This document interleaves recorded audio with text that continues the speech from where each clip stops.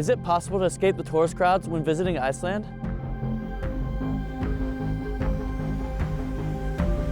In today's video, we're gonna find out. I'm Wyatt Bang with Bang Up Media. In my last video, I talked about what makes Iceland feel otherworldly. That wasn't an exaggeration. This place really hit me in a way very few places ever have. But I want to be straightforward to you as a viewer about something that doesn't always show up in other travel videos, what it's actually like to be in Iceland.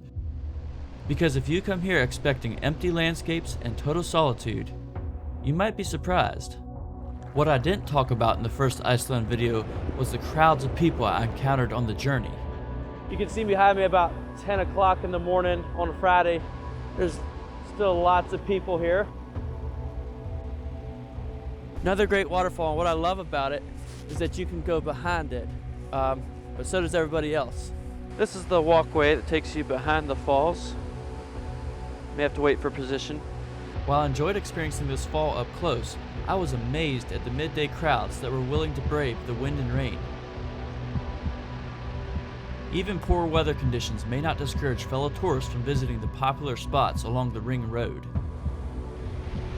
This black sand beach is definitely worth seeing. Just be prepared to share it with many other tourists. The midday crowds were out in full force despite gusting winds that shook my SUV rental.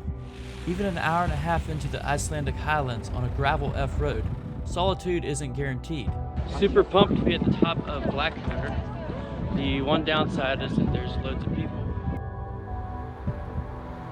The phenomenal scenery and nearby hot springs draw people in. And this was September, shoulder season, not peak summer. So the real question becomes, can you escape the crowds of Iceland? Or is this just the way it is now? The crowds are a real part of the journey, but that didn't define my story. I'd like to give you my best advice on finding quiet spaces in a surreal wonderland. First, time beats location. Arriving early was a significant factor in having a good experience at the Valley of Tears.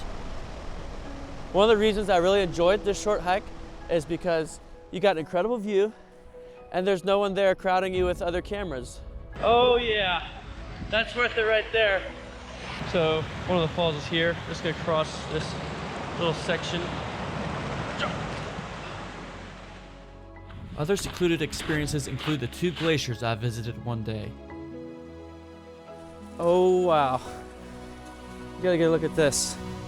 That is pretty sweet. First thing in the morning, there were only 2 other people at this incredible spot, but as I trekked out, a tour group was headed in. When I arrived, more people were at the second glacier.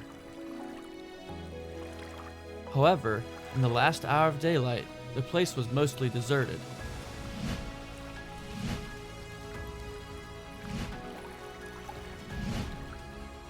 And although I mentioned the highlands were crowded at mid-afternoon, by sunset the traffic was mostly gone, leaving a barren yet beautiful wilderness. My second tip is to look beyond the locations you've seen all over the internet. In Iceland, it's often not about going further. It's about going where fewer people know to stop. The Apple Crater is one of those less known spots, with other locations in the highlands receiving more of the hype. It seemed more obscure. You have to intentionally seek it out because it is back in an obscure gravel road with little signage. The day before, I accidentally stumbled upon this incredible crater lake when I left the main F road to see where a side road led. Many other 4x4 vehicles rumbled past the turnoff, reinforcing to me the value of being curious and exploring the less traveled paths.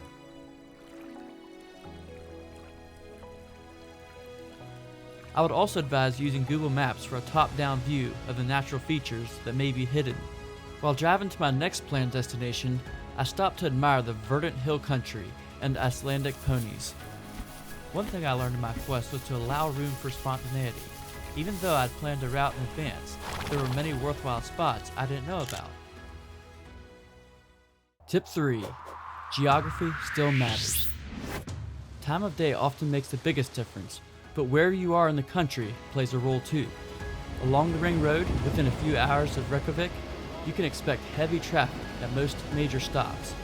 But as you travel farther east, the pace slows and the crowds begin to thin. Vesterhorn is one of those postcard-type locations.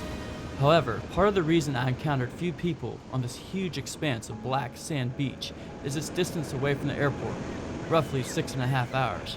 Hengifoss, even farther east, had noticeably fewer visitors, despite being famous for striking orange stripes in its cliffs. Unfortunately, I didn't make it to the West Fjords on this trip, but it's often mentioned as one of the most secluded regions if you have the extra time. Iceland really is otherworldly. That part wasn't exaggerated. But the feeling I was searching for was never waiting at the busiest spots. It showed up in the early hours, the longer walks, and the places most people don't stop to look. There's hope if you're willing to explore a bit differently, to wake up earlier, wander a little farther, or take the slower road. That quiet version of Iceland is still out there. And when you do find that quiet, it still feels like another planet.